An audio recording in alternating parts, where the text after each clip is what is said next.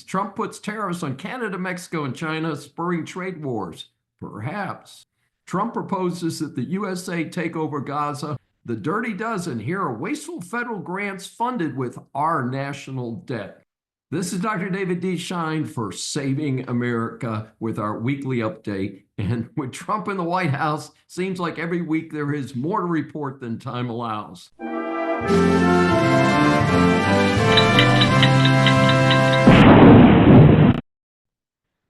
Trump puts tariffs on Canada, Mexico, and China, spurring a trade war, maybe.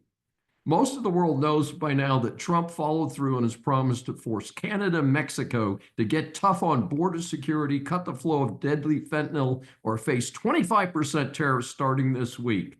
Not much happened until the midnight deadline was reached, and then the dominoes fell. Mexico caved first and was given a 30-day extension for the tariffs.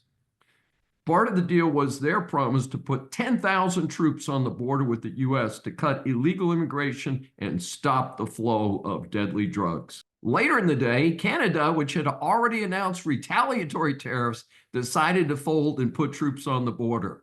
I note that Canada in particular needs U.S. trade a lot more than the U.S. needs them. They were also given 30 days to work out the details. Then there is China. I note that given the huge amount of variety of goods coming in from China, the likelihood that the tariffs on China will not increase the cost of goods here is zero. Especially hard hit would be Walmart and perhaps Amazon. But it remains to be seen how this will progress. However, Xi is still foolishly trying to prove he's a bigger force than Trump. I predict he loses this showdown, especially because China under Xi is failing financially. The momentum and energy is definitely on Trump's side right now. For my own family, I'd rather pay more for some goods than support a government run by a James Bond type villain who wants to rule the world. I note that the Chinese goods in question tend to be low-cost goods in many cases. In turn, China has slapped a tariff on coal and natural gas from the U.S. This clearly will hurt the sinking Chinese economy. Tied to this, our new Secretary of State, one of my favorites, Marco Rubio, has been making progress and was just announced that Panama has rolled over and will reduce the influence of the Red Chinese in the operation of the Panama Canal. This is a major breakthrough. Parallel to that, Venezuela agrees to accept illegals from the U.S. As we reported last week, Colombia rolled over in less than a day. In a bit of a surprise, Venezuela has now agreed to accept its criminals picked up here in the U.S. I'm wondering what else is brewing here with Venezuela. It may be that the country has sunk low enough that it knows it has to enact reforms and line up with the U.S. for a better future. Speaking of packing up illegals, Trump recently announced something that I've been advocating for a while. The U.S. base on the island of Cuba, Guantanamo Bay, is also known as Gitmo, will have its detention facility dramatically expanded to accommodate illegals that cannot be shipped to their home countries or simply to house them for serious crimes. This might be a bit late, however, as the normal ICE detention facilities just ran out of beds.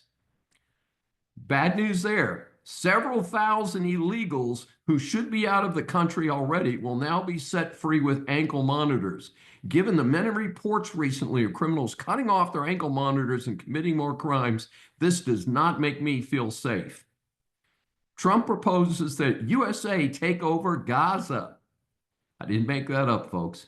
My regular audience members know that while I consider Trump a dramatically better choice than anyone put forward by the whack Dems, I do have my concerns.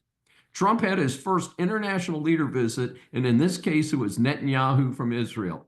I'm a strong supporter of Israel, so that is a positive. But then Trump came out with this proposal for the U.S. to take over Gaza and take advantage of its beautiful beachfront access to create a totally new operation. As an incentive, he emphasized the removal of unexploded bombs and the reality that the Gazan developments are totally destroyed anyway. I also agree that the world cannot let terrorists backed by Iran to continue to be in control of this narrow strip of land. Hamas has not been exterminated. I again call for their total extermination, just like cockroaches. So what's the downside? After our international failures in Vietnam, Iraq, and more recently Afghanistan, why would we want to have any better luck are likely to have any better luck creating a modern non-Hamas operation in this strip of land. Further, I believe that Israel, not the USA, is in charge of this area, if anybody really is. On a related track, in 2018, I released my first book, Decline of America, 100 Years of Leadership Failures. I wrote it for two reasons.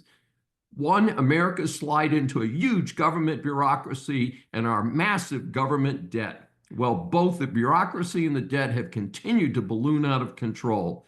Diving into Gaza sounds like another American money pit. I doubt taxpayers that supported Trump are up for that. How about we support Israel along with the other civilized nations and let them run the show? So far, they have pounded the daylights out of the bad guys. Let them finish the job with our munitions and other support. The Dirty Dozen. Here are some wasteful federal grants. A bunch of whack Dems have gone to the media to complain about Trump's attack on USAID. These are the same clowns who authorized the horrible waste of money that we're seeing. Remember that America is paying almost $1 trillion a year on the federal debt. Maybe these other countries should start sending aid to us. As discussion of wasteful projects hits the news, a recent news report tipped me to an article in the Federalist by M.D. Kittle, where he highlights his picks for wasting our tax dollars. Time does not permit the full details of the list, but how about some examples? The article starts with a numbing statistic. The Government Accountability Office says taxpayers lost more than $100 billion in improper payments, $50.3 billion in Medicaid payments, and $55.1 billion in Medicare in 2023 alone. The payment errors represented 43% of the total of $240 billion in improper payments reported throughout all federal agencies. All told, federal taxpayers were on the hook for $2.7 trillion in payment errors between 2003 and 2023, according to the Government Accountability Office. Think about if we didn't have wasted that money, that our federal debt would be much lower. So what are we paying for? How about some of the examples? The State Department, $100,000 for a fun run for Palestinian girls. National Science Foundation, 2-year grant of $1.5 million to Florida State University to fund, I quote, Black feminist epistemologies building a sisterhood in computing. National Science Foundation, $119,520 for a conference titled Reimagining Biology Education Through Social Justice, featuring a talk on gender-inclusive adaptations to biology teaching. Imagine that. I thought in biology they taught us there were 2 genders.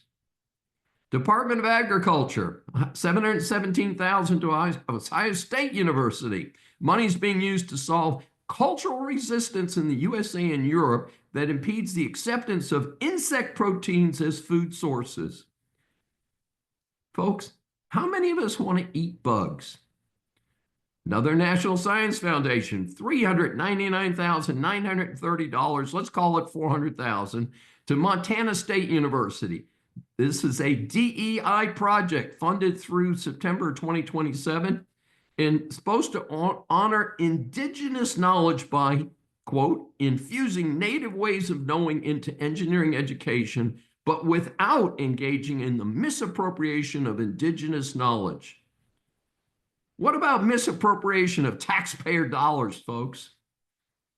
Institute of Museum and Library Science, $352,799 to the University of Wisconsin system to investigate play-based programs and spaces at museums and to develop a diversity audit tool for practitioners to examine their play programs and spaces for DEI and other considerations. Come on, folks. National Science Foundation again, $634,856, also to the University of Wisconsin, urgent yet underexplored dimensions of equity-minded pedagogical change work in higher education. Folks, I have a PhD in higher education. I don't know what that stands for. Department of Health and Human Services, $792,443 to the University of Texas, Austin, studying the concept that people are normally heterosexual. Yep, didn't make that up, folks. National Science Foundation, $445,600 to Ohio State University for girls doing rock climbing. Yep. Department of Health and Human Services, $600,000 to my alma mater, the University of Virginia. Study structural ableism and basically the dominance of normal people who are heterosexual. Gosh, do you think we could just read a 50-year-old biology textbook and figure that out? National Science Foundation, we'll wrap up here. More than $112,000 of Rutgers University to develop, I quote, theory around processes of social control, state practices, human agency about the deportation of immigrants with criminal records. Hey, folks, they're called illegals, and we shouldn't have let them in the first place. I don't need to study that.